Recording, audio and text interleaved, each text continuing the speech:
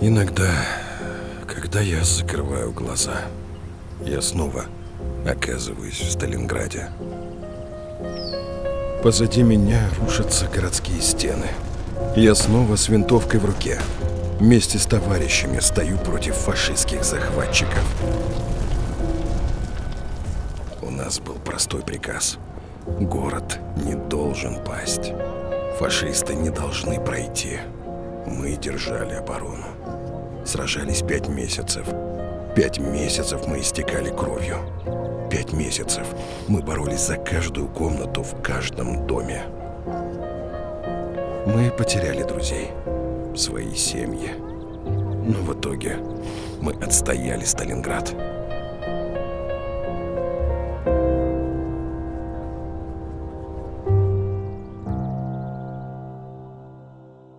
Hi, I'm Griffin Johnson, the Armchair Historian.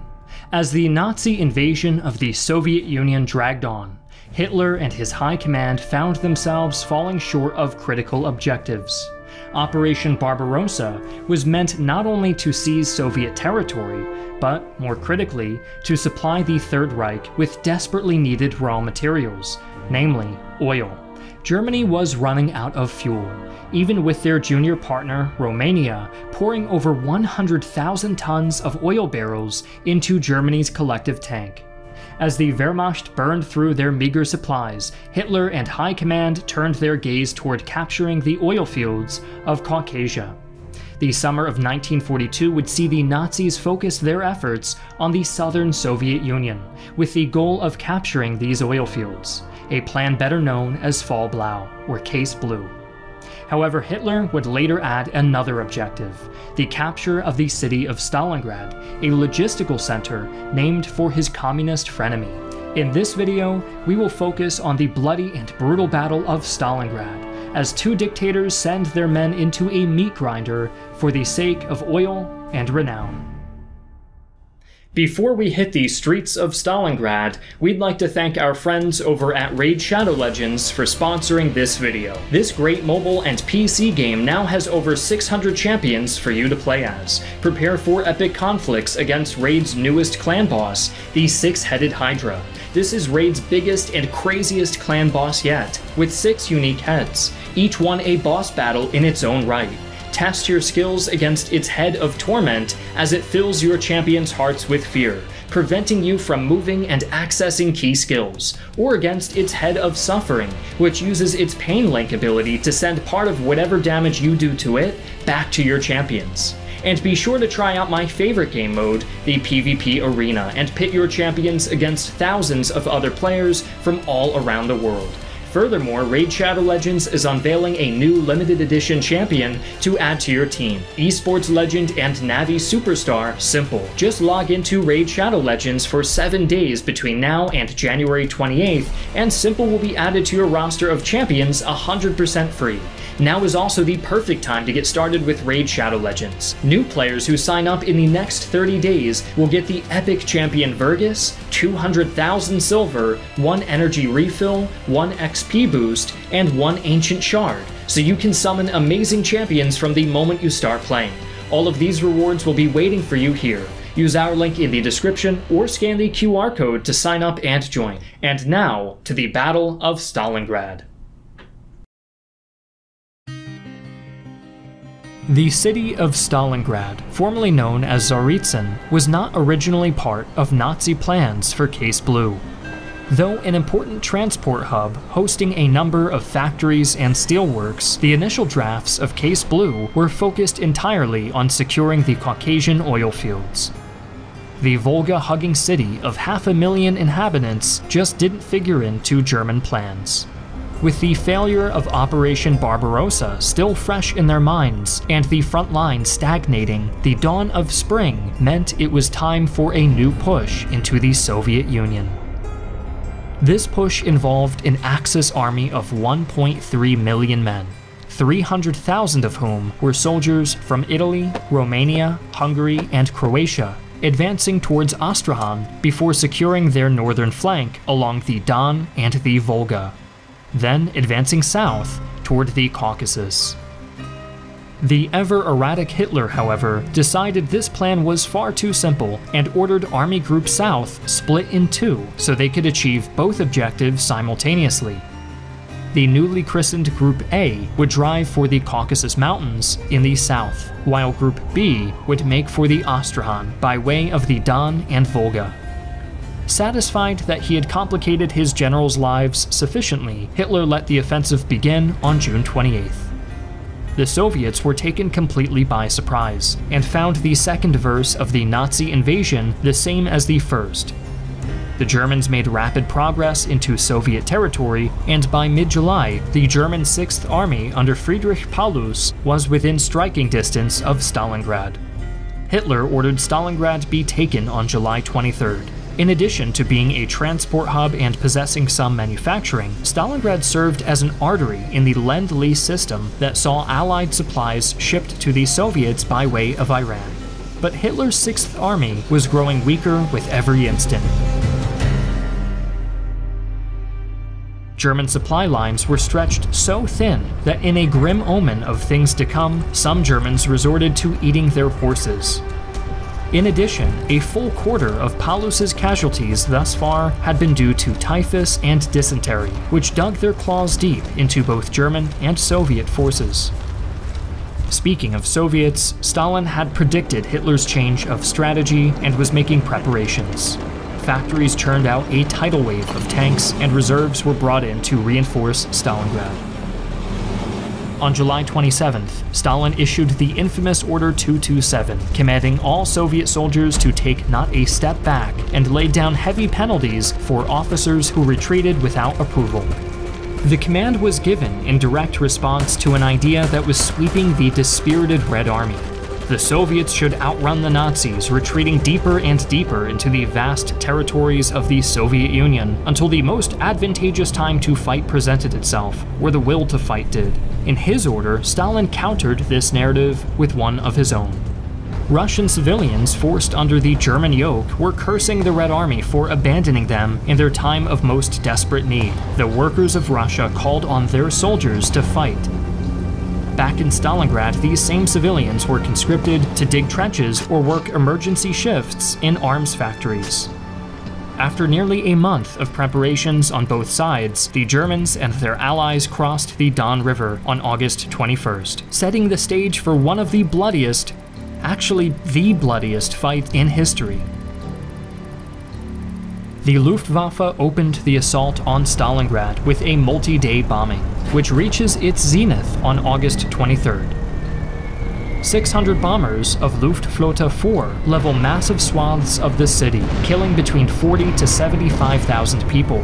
German spearheads draw close to the city not long thereafter, encountering fanatical resistance before driving to the Volga on the northern side, and are promptly cut off by the communists. A pocket forms around this spearhead, and troops under General Gustav Anton von Wiedersheim are encircled.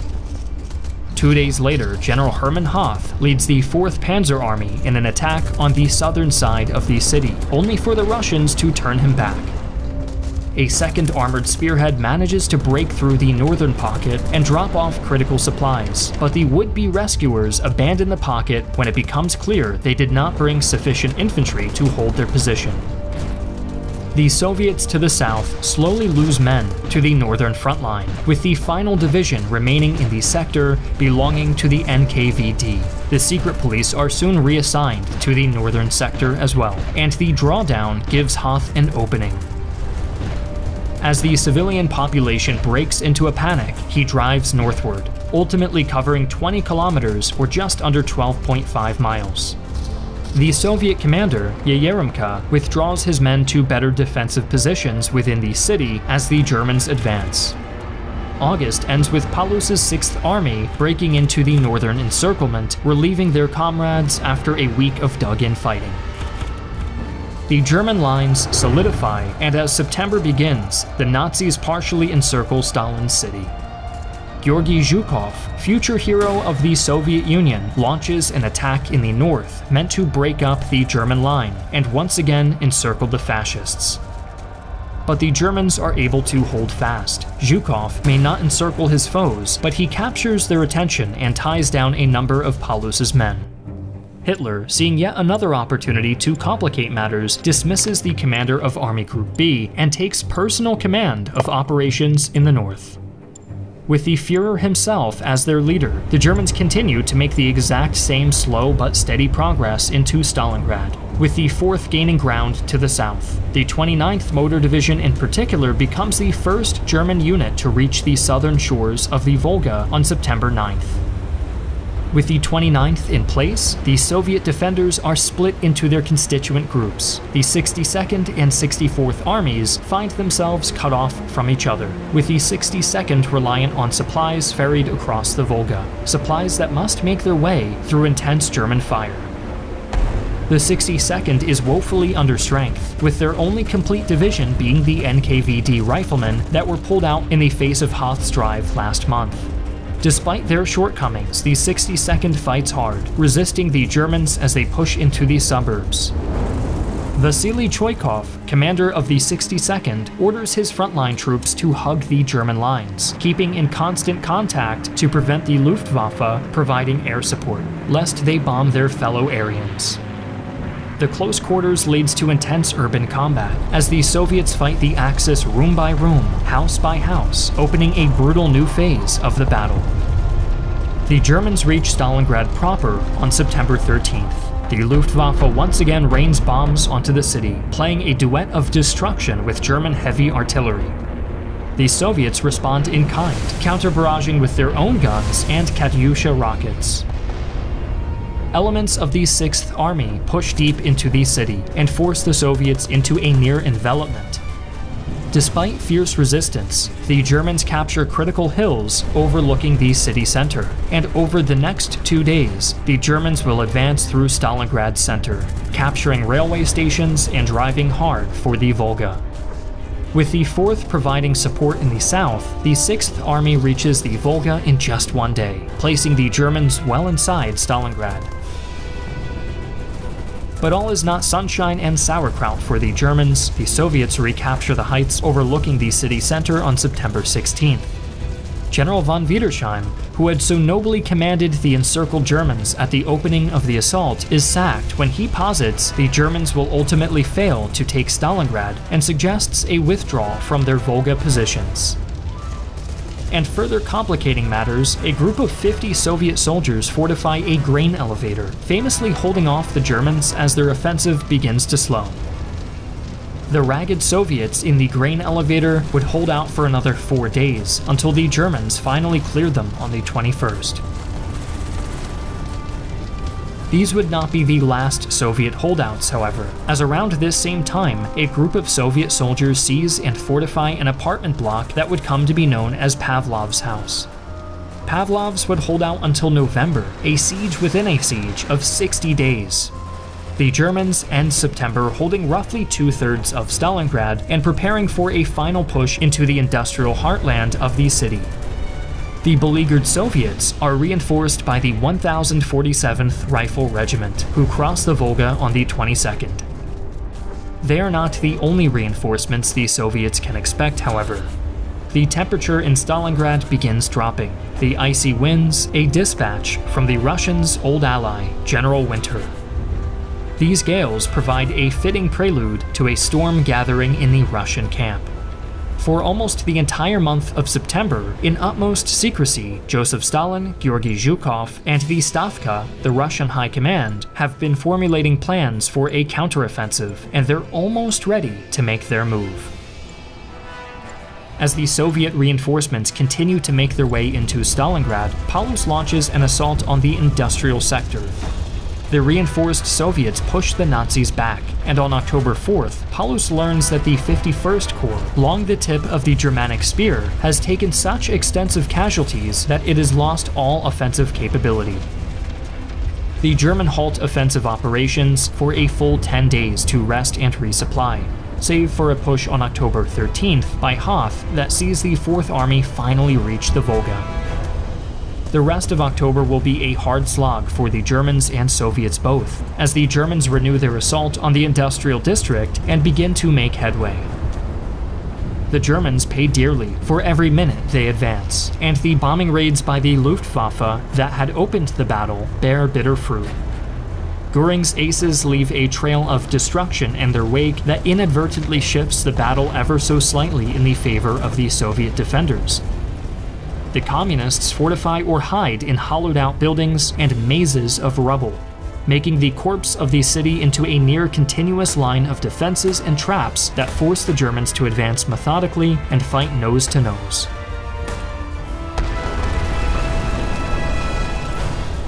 The German advance through the industrial zone continues through November, as the Soviets resist them at every step. By the 11th, the Soviets are pushed into isolated pockets of resistance in factories and houses. Pockets the Germans throw assault after assault at, assaults that Soviets repel time and again before ultimately failing. The Germans, low on men, materiel, and willpower, begin to stumble. A week later, the Soviets hold only a stretch of the shoreline at the Volga, no more than 10% of the city. The Russians are on the ropes, but the Germans are too battered and undersupplied to press their assault.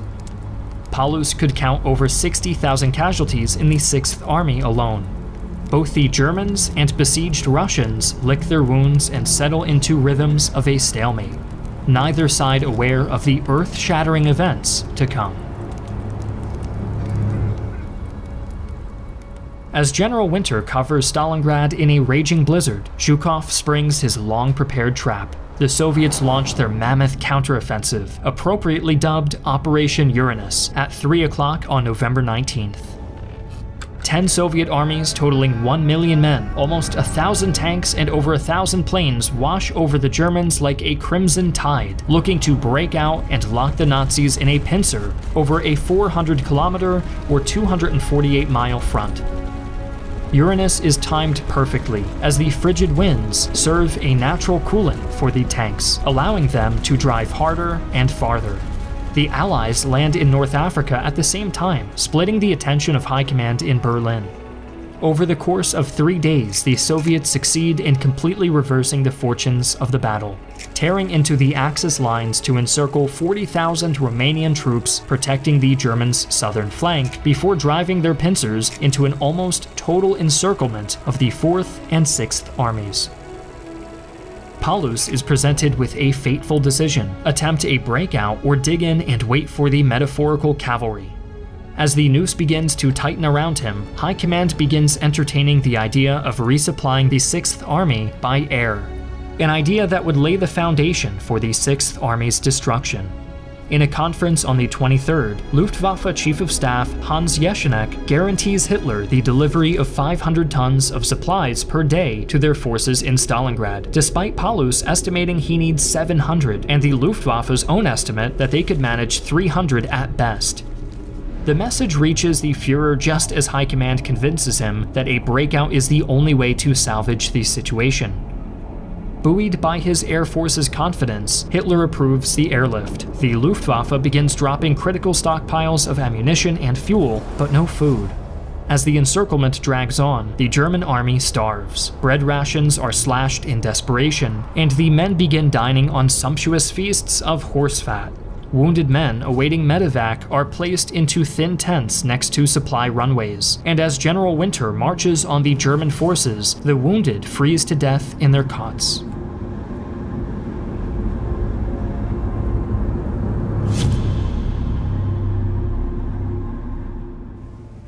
On November 26th, Paulus sends a dispatch to Friedrich von Manstein, overall commander of the German military. Paulus complains that he had not received any communication from High Command for over 36 hours, and that Hitler had denied his request for freedom of action. Paulus asks von Manstein to relieve his besieged force, or else formally order him to attempt a breakout. For his part, Manstein is confident that the 6th Army can hold their position with the Luftwaffe airdrops as their lifeline, confidence that will soon be put to the test. As the Germans starve and the Soviets advance, the Battle of Stalingrad enters its brutal conclusion. As winter well and truly sets in, the supply situation in the German pocket becomes dire. The 3,500 Soviet POWs who have survived long enough to be held by the Germans within their encirclement are officially cut off from all rations, as the Germans must get every scrap of food into their own bellies. The Soviets resort to melting snow, which is contaminated by debris and urine, for water, and cannibalizing on their own dead comrades. Meanwhile, the Germans guarding them begin venting their rage on their prisoners, brutalizing them with their weapons and dogs. When the Battle of Stalingrad ends, only 30 Soviet POWs will be liberated by their comrades. But that is months from now. As the snow piles up around him, and the Luftwaffe finally begins delivering desperately needed supplies of food, Paulus takes stock of the 6th Army. 34,000 of 300,000 who marched on Stalingrad are still alive. On December 12th, von Manstein launches Operation Winter Storm, an attempt to break through to Paulus and relieve the Germans trapped in Stalingrad. Paulus asks Hitler for permission to break out, and once again he is refused. The 6th Army can only wait for liberty or destruction. There are no other options. Von Manstein drives for Stalingrad, and after a week is bogged down by the Soviets in a mere 48 km or 29 miles from the city. New offensives waylay von Manstein further, and the dutiful Paulus continues to follow his Führer's orders to stay put. As Christmas arrives in Stalingrad, General Winter makes a special delivery to the Nazis. On Christmas Day, 1,300 men die of frostbite en masse. The Soviets bring presents of their own, launching an endless stream of harassing attacks and probes. As they freeze to death or are shot by the Soviets, one can imagine the German soldiers ardently wishing for St. Nicholas to bring them some coal. At least they could burn it for warmth. The new year would only bring new misery for the Germans. Bands of soldiers roam the ruined streets looking for food and warmth. Thousands of wounded languish, untreated due to lack of supplies. The Soviets offer the Germans a generous surrender, giving Paulus the chance to save his men and himself from certain death at the hands of General Zhukov or General Winter. The proud Prussian refuses, and on January 6th, the Soviets launch a new wave of attacks that carve the 6th Army into pieces. As his men are forced into two disparate pockets, Paulus's supply situation worsens.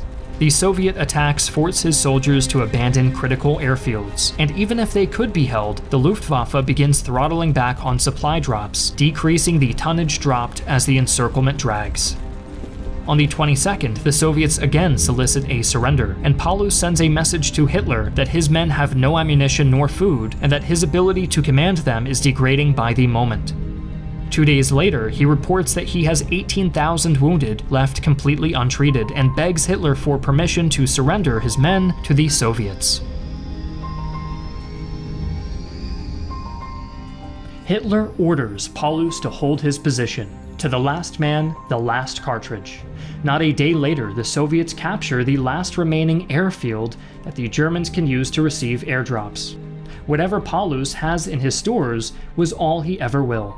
Throughout the encircled 6th and 4th, 100,000 men die, in January alone.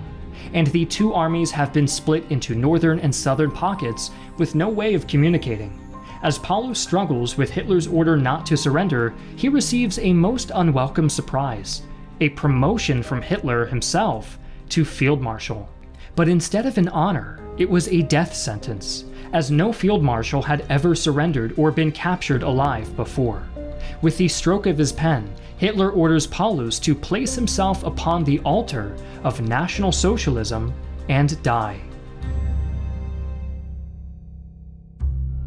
On January 31st, Paulus becomes the first German field marshal taken captive.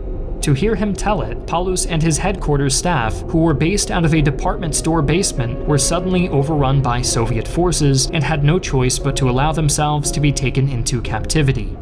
Paulus would insist to the last man that he never formally surrendered to the Russians, and refused their commands to order his men to stand down. The southern pocket collapses under the weight of Paulus's capture, but the northern hangs on, barely. The next day, General Karl Strecker, de facto commander of the Northern Pocket, gathers his staff to tell them of the Southern collapse. He issues a general order empowering all troops under his command to act according to the dictates of their conscience, a flowery way of saying surrender if you want to live, without actually uttering the words. And that is exactly what Strecker does on February 2nd. The 6th Army formally surrenders to Georgy Zhukov, but 11,000 Germans refuse to give up the fight, going to ground in the ruins of Stalingrad. There is no fanatical resistance or desperate grab at victory, however. These were Germans fearful of Soviet reprisal. With no central command nor mission other than survival, these holdouts would hide in the ruins and sewers by day and scavenge what they could at night.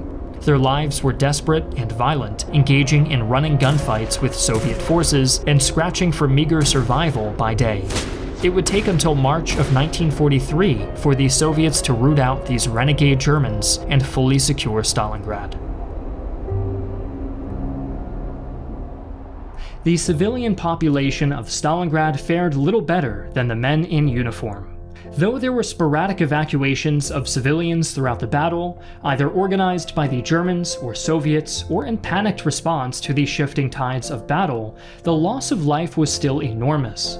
170,000 civilians died in the Battle of Stalingrad, and this number includes those who died after the war, after being enslaved by the Germans and marched to forced labor camps in the Ukraine and elsewhere. While the Soviet POWs under German care had been almost annihilated, the Germans would fare no better. 95% of the men captured by the Soviets at the end of the battle wouldn't see home again. Stalingrad was a bloodbath, a churning engine of destruction fed by human life and misery. But it was also a testament to the fighting spirit of those on the ground, as the Soviets clung by their very fingernails to the city and threw the Germans back.